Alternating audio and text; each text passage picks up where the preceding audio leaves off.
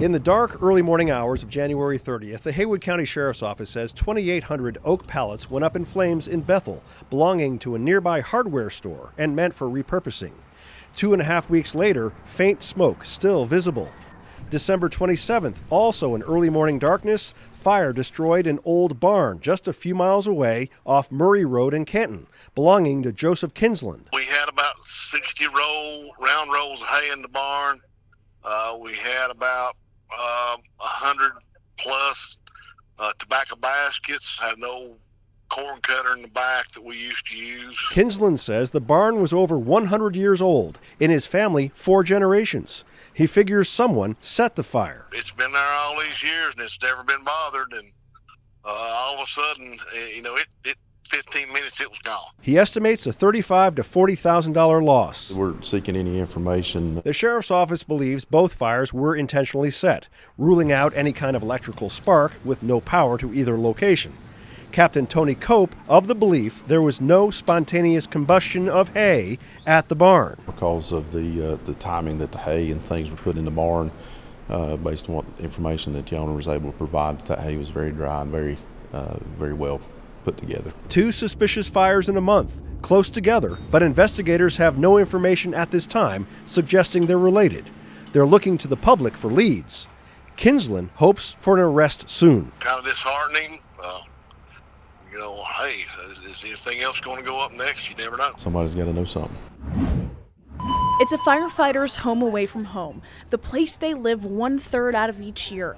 When they're not responding to a call, they're checking equipment, eating, sleeping, or bonding with one another. This is a unique group of people, our emergency responders. I mean, they hold the world steady when everything else is falling apart. Firefighters see and deal with things most can't even imagine.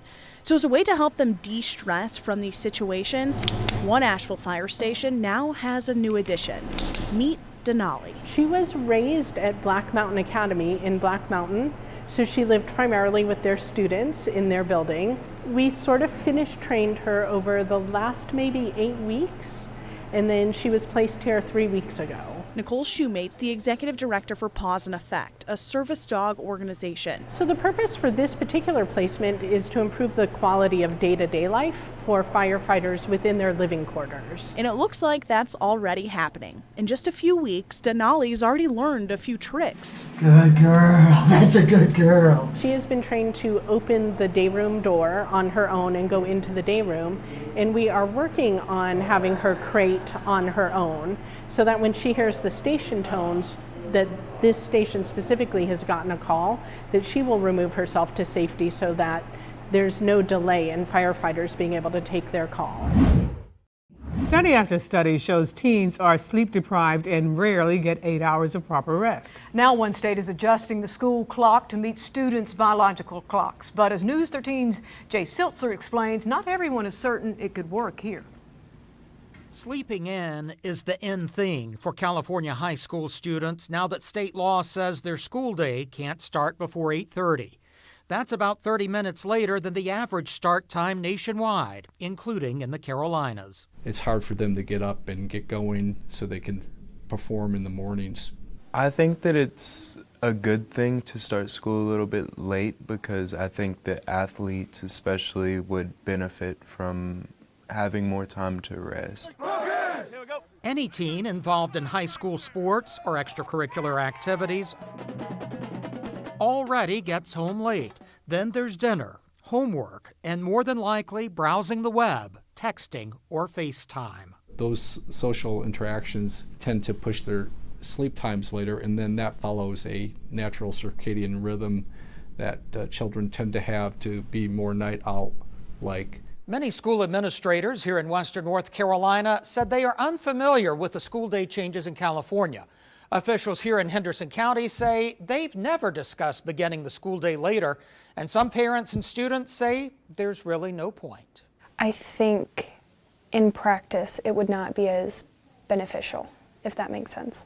Parents' work schedules are not going to be later, so they're also going to be most likely having to get their children up early anyway. If other states are trying it, I would like to see what results they come up with. The minimal types of information collected thus far are self-reports that, yes, I'm more alert, yes, I do my homework better, those kinds of things. But many people insist an early school day is simply preparation for the real world ahead that may well include college, the workplace, and raising a family. February is the month of love. And as you'll see in my Never Stop Learning, that makes it perfect for students to show their love for each other and their parents. And how's it going to make you feel inside, you think? Warm and fuzzy. It's a day of celebration for these first graders at Jones Elementary School in Asheville. Their teacher has been planning this party for a few weeks now. There's plenty to eat and lots of love to share in this classroom. Students say they're learning about the importance of love and kindness. Because it makes love spread around the whole world. So, like, it means you care, and like it shows like respect, and you can help people when they fall and pick them back up. And very kind and honest.